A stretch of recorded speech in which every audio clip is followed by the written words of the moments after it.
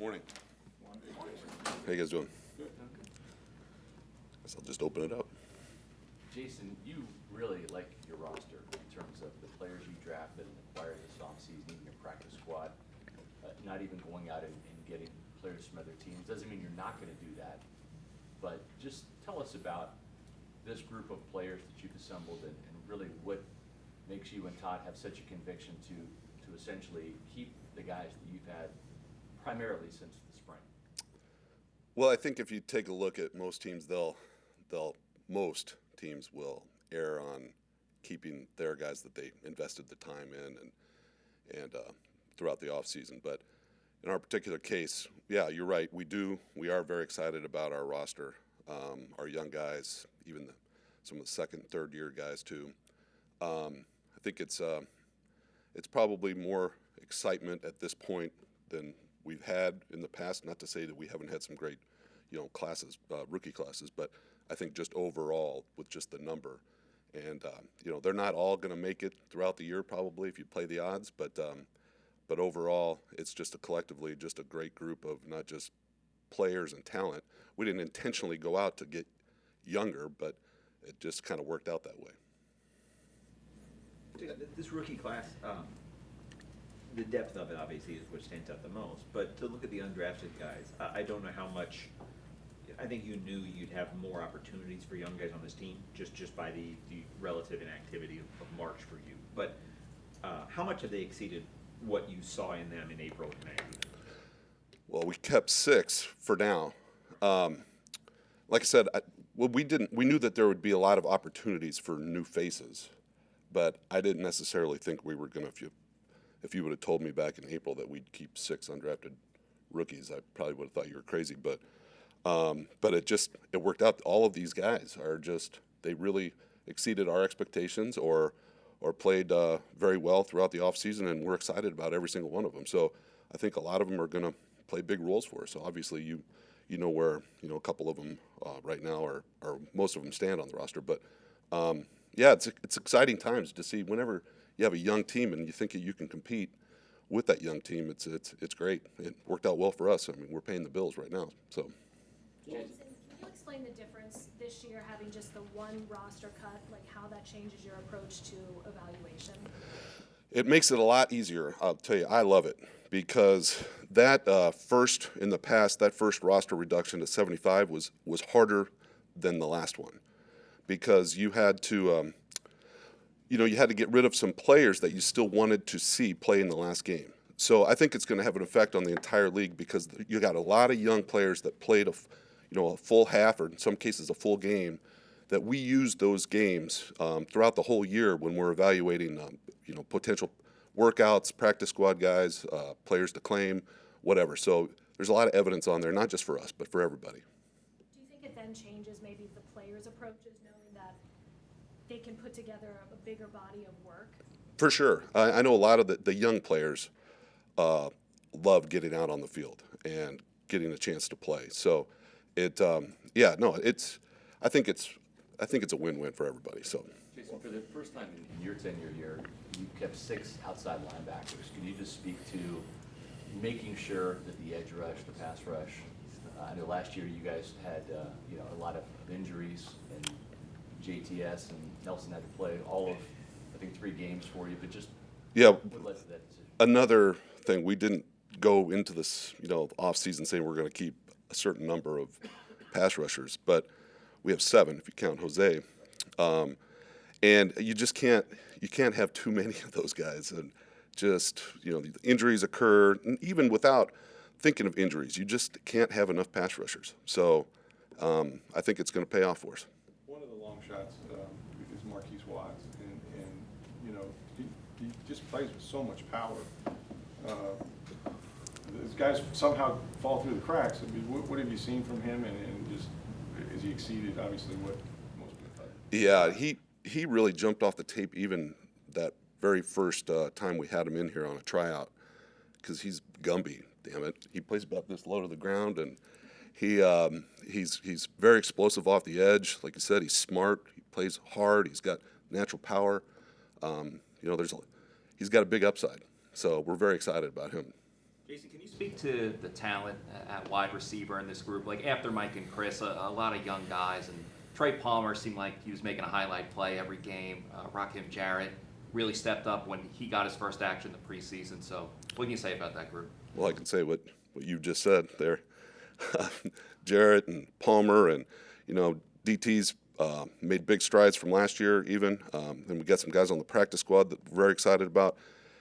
I think we have depth there. It's just young, but we have depth. So we're probably going to, when you have young players at that position, there's some peaks and valleys with them, but I think in the end, it's going to pay off for us. What was it like for you, Jason, to put a roster together post-Brady, where the accent used to be surround them with veterans, and, the approach is a little bit different at this point? Yeah, I think I've said this before, it was challenging for us, but it was fun. It was exciting. Anytime you challenge your staff to go find, like I said before, gems at the dollar store, there's kind of an excitement to it. That's what we get paid to do. That's what that's how we earned our bones early, like trying to kick the weeds and find guys. So it was a lot of fun for all the. We haven't had a chance to talk to you since Baker was named the starter, but obviously you had a good competition there between him and Trask. Can you just talk about each guy and just what do you think Baker brings that'll help you in this era with Dave, the marriage of that, and then the growth you've seen? Yeah, I probably didn't see it too much differently than you guys did, but it was close, and it was awesome to see Kyle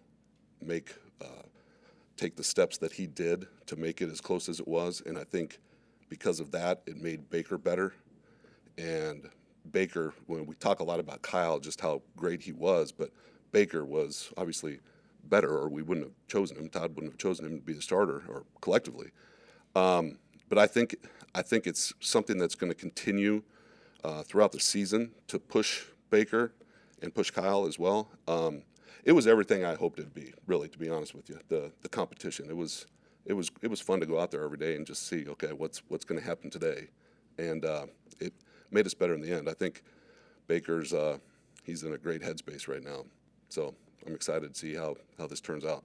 Jason, you talked about the challenge for your front office with the limited budget this spring, but to go from last year, you guys were the oldest team in the league. Now I think you'll be the 8th youngest team in the league. That's a challenge for your coaches to be kind of on the job developing younger players. A welcome challenge. How much are you looking forward to the idea that your team could get better just from the experience of the NFL this year? Well, like I've been saying, I'm very excited about it. I know all the coaches are too. So, like I said, this was a collective effort putting this roster together. So it wasn't any demands that we need to get younger. We needed some new faces, but we had some constraints money-wise. But I think everybody in the building is very excited to work with young players, especially if they're playing well, like they have so far. So I don't think you'll get any complaints. Jason, before Ryan Suckup, finding a kicker, a reliable one, was a real challenge for this team. Suckup provided some consistency for you guys for 3 years, and obviously getting older, you wanted to go younger. And is there a sense of relief that Chase McLaughlin was perfect in the preseason for you? Yeah, it's always good. It's better than the alternative. Now we've got the regular season where they count. So, and I know he's up for it. I know we have a lot of confidence in him. So you just see the way he carries himself. So, yeah, it was great. But now it comes time to cross your fingers a little bit during the regular season with whoever you have as kicker. Jason, last time we talked. We've had a lot of good kickers leave here and go on to do great things too. So. Last time we talked to you, you mentioned that you were impressed with Dave Cannell's positivity and his energy. That was before training camp. Now getting to see him through training camp really work and also call plays in the games. What has impressed you the most about him now? Just he's a very humble person in terms of he knows the things he needs to work on. He's not doesn't come into the office saying I have all the answers. So we haven't had anybody like that, but I mean it's just nice to see that he works on his weaknesses just like he asks the players to work on their weaknesses. His positivity and just his overall demeanor kind of bleeds into the entire team and the entire staff, and I know the players are very, very excited come to work every day with him. Jason, you guys will have to make a move in the next week or so just to clear enough cap space to kind of have the operational expenses for the year. And there's really only a number of options you have for that. How realistic or how possible is it that could be an extension for Mike Evans? There's a few things that we can do. You know, we have some ideas what we can do with that, and you know, obviously we want to keep that between us. So there's a few things we can do. How fair is it, Jason, to say some of your goals in putting the roster together would be to get faster and more athletic in general? And how much do you think you accomplished that? It's very fair to say that. That's what it's like you were sitting in our meeting before the draft. It's that's what we wanted to do, and I feel like we did that. Yeah, definitely. You've yet to see Kalijah Cansey, your first-round pick, really even in practice because his injury happened so early. How excited are you to see what this guy can do against Minnesota in Week 1? Didn't have the benefit of the preseason, but I mean, just he's your shiny new toy. Extremely excited, and you know, he's trending in the right direction still. We still want to make sure we don't put a player out there, especially with that kind of skill set, with that particular injury, too early. But he's trending in the right way. But very, very excited. Jason, your last 3 drafts, you put the top draft pick each year in the defensive front, if you will, with Joe, and then with Logan, and now with Kalijah. How much? Obviously, those 3 have had limited opportunities for the most part. But how much can they take your front to another level if they play to a higher level? A lot, and we're counting on that. Joe's had a great camp, and he's played very well. So, and now we need Logan to step up, like we mentioned Joe in the past, and Logan's been doing a good job, but we need him to step up too. But the team will go as they go. So that's the front, same as the offensive line. Jason, looking at the NFC South landscape, what makes you believe the Buccaneers can legitimately contend for the NFC South title for the 3rd year in a row? Well, I wouldn't count any of the teams out. You never know how they're gonna. I mean, they're all very talented. Everybody got better this offseason. I can just speak on our team. I just know I like the vibe that our team has right now. I like the energy, and I like how far we've gotten in the offseason as a team. So I can't make any predictions. I just feel like our team has the DNA to want to compete against anybody.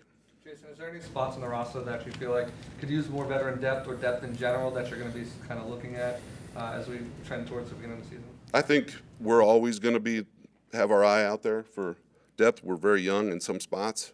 Got a lot of confidence in the players that we have, but I think we're always on the look. And right now it's too early to tell where the biggest weaknesses are, but there will be weaknesses. So we'll always be looking. Thank you. Thanks, Thanks, guys. Okay, we can head out.